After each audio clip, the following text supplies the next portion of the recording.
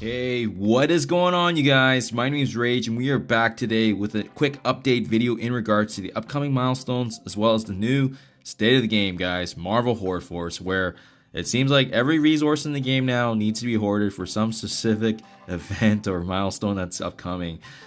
Jokes aside, guys, yeah, it is definitely frustrating. I can understand the player base right now because we're not really sure what we should or shouldn't be doing because of how some of these events are made and developed. So in this video, we're going to be walking through one of the big milestones that's upcoming, what to look for, as well as some quick tips and tricks, guys, hopefully help you manage your resources better and how to better prepare for some of these events that are upcoming.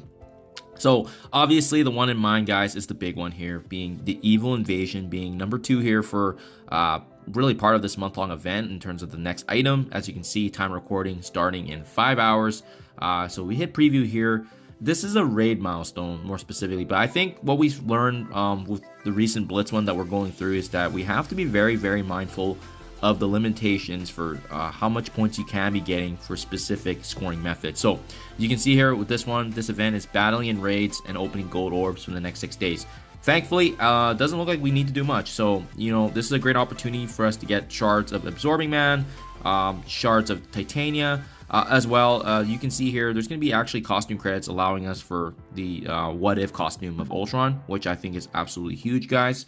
Now, that said, though, I do have to point out that you can see here, Milestone 25. This is the one where we're going to be aiming for that War Medal, right? So collecting War Medal is going to add to this Royal Soldier event, ultimately pushing us towards unlocking Union Jack, the monthly featured character of the month. So 79,000. So how's that look? So if we hit scoring, guys, assuming, you know, raids are, you know, day in, day out, they're the most numerous activity right now in the game. So you can see we actually get a pretty generous amount of 50,000 points, but that's all you're getting. Each raid battle is going to be 500 points. And as well, keep in mind, this includes you losing on purpose. So you can actually, not the retreat option, but if you actually purposely lose your battles and you can't get through, you're still able to get points. So make sure you guys are maximizing this. I don't think the 50,000 is going to be hard to hit at all. So that's an easy point addition right there. And then we have the unlimited portion, which is opening gold orbs as well as earning alliance credits. So with this one, it is kind of run in tandem with how many gold orbs you have saved, and thankfully, again, not too much. Each orb is 2,000 points, pretty hefty actually. So even 10 orbs is going to get you, you know, 20,000 points plus the 50. It's going to get you pretty damn close to the metal orb. So I would say 20-25 orbs if you're not using any of these alliance credits, which you're getting from the donations daily. And as well, let's not forget, we get some additional little bonuses here if you use aspects of the Invaders team. So Nick Fury, Captain America, World War II, Union Jack, Bucky Barnes. But the thing is unless you guys have already unlocked them with money, you probably won't have Union Jack or Bucky Barnes. Captain America, World War II was just released. Most folks have Nick Fury if you're in the later end game. So overall, it's an easy event, guys. It's just alarming because if you want to push higher than that, you know, say for instance, we see this hefty 20 shard of Moonstone. It's a big jump from, you know, going 79,000 all the way to 234,000. So, and then ultimately Kang here as well for 20 shards. If you guys need Kang here for his unlock, so let's say you're really close and you just want some additional shards of him, it's a really big investment, guys, and I have the gold orbs to do it, but I'm not going to do it just for the sake of doing it. It's just not worth it. That kind of a jump from 79, pretty much almost 4xing the point balance, right? And for what? Just the gold orbs you saved? I have a feeling that they're just doing this over and over just to slowly dwindle players' gold. But as well, it's forcing us to save when we don't want to save, right? And I used to make videos where we do some big unlocks, my gold openings, just to see how much gold we can amass, but I'm discouraged now even to do that because of the mechanic they have in the game for gold orbs. And just a heads up too, guys, you can also get more gold orbs additionally too when you're going through the Heroes Assemble, I believe.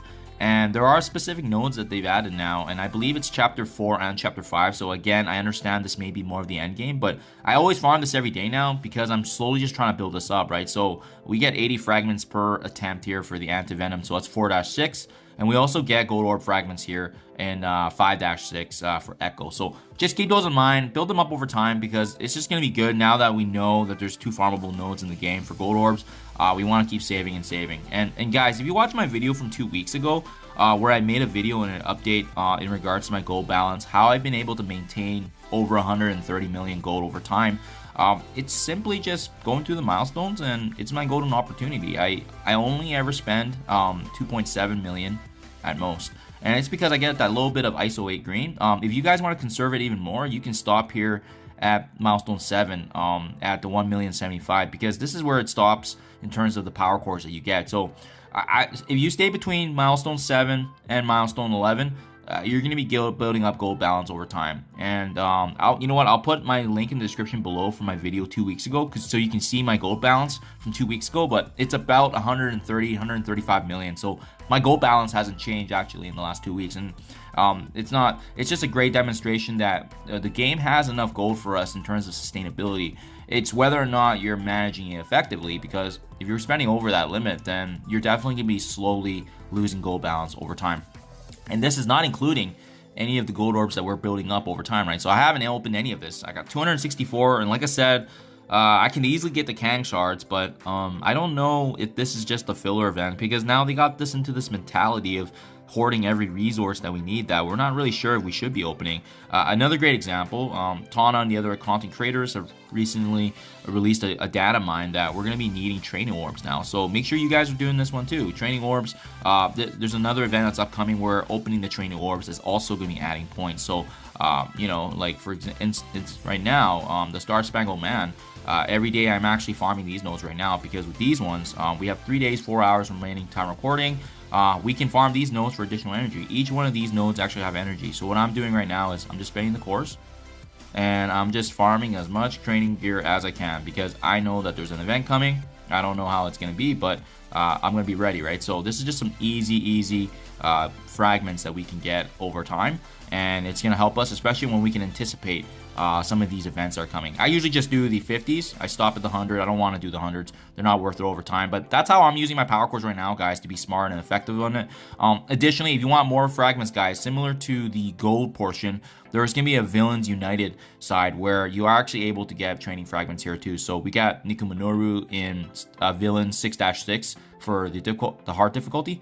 And then as well, the dagger node here being Villains Chapter 4-6, we also get the training orb fragments. So 2 good ways to earn additional fragments, because I think training gear is actually the true bottleneck in the game, especially the number of characters are bringing up, and with the levels being increased now over time. As well, what I recommend, guys, is what I've been doing anyways, is that just every little extra bit helps. My arena credits, I'm just buying these L3 training modules too. So that's how I'm doing, guys. That's how I'm saving the resources right now. And I can also show you, like, you know, all these raid orbs I actually don't open right now. So we have a lot of orange gear. We have a lot of elite teal gear. And alpha. Actually, I should be opening these alpha, beta, gamma ones, because they're, to be honest, they're not really going to make a difference unless they revise them. And even when they do, they usually replace the old orbs. So these are, I think these are okay to open, the ones that with character shards. What I don't recommend opening is any of the teal or any of the orange. And I'll tell you guys why. It's because of what we've seen recently with the new unique gears in the game. What we saw was that when they added new unique gear, for instance, specifically requiring Gambit, I believe, sorry, I forget the name of it, but it's called Osmium or something like that. And when it gets added into the game, right, it also gets added into these orbs. So my recommendation for you guys, if you don't need to open them for gear progression, I would save it, guys, because at the end of the day, this game is growing, the characters are growing, that means gear is going to also grow. And we want to take advantage of that extra increase. So this is what I'm talking about. This augmented tempered osmium. It wasn't always in there. And we need it for characters like Morgan Le Fay and Gambit. They also added that new one too for, you know, a zombie Iron Man, right? And that specific one is now included in those. So that's why I wouldn't recommend it, guys. The other reason why I don't recommend opening gold orbs as well, training orbs, when you don't need it, is because we just don't know if they're going to revise them. I hope they're watching this video and freaking out with how many gold orbs I have, because I'm not planning to open them up unless there's like a small event like the one we're seeing, obviously for the invaders. and Masters of Evil, but I'm not going to be opening these because I'm expecting them to rework. I'm expecting them to actually improve it. So until they do, like, you know, get ready, Scopely. Like, you're going to be seeing my gold balance orb here grow, and I hope this tilts them because, like, I'm crushing it right now as a free-to-play player, and this is just the wrong way to do it. They're encouraging us to hoard, and it's not ideal because obviously I want to maximize and use it. But I mean, if they're going to keep throwing events at us like this, there's no reason for us to do it, especially if you don't have characters to build, right? So I mean, at this point right now, the only characters I don't have built up that's actually in the meta or relevant or new is the new aspects of the Invaders team, and then Quicksilver. So obviously you still got to build up Moonstone there, but I mean, otherwise, like, there's no reason for me to use the gold anyway. So stay on it, guys. Again, quick tips and tricks here for how you can improve, but I think in the meantime, hopefully they can review this and try to change the way it's being set up, because it's not fun for players when we have to just keep hoarding as well, and we have to use resources too. So hopefully they can revise this in the future, but definitely I can understand how everyone's feeling for sure. So do let me know what you think in comments below, guys. Good luck in the rest of your events upcoming. I wish you guys all the best. Thank you as always, and I'll catch you guys in the next one.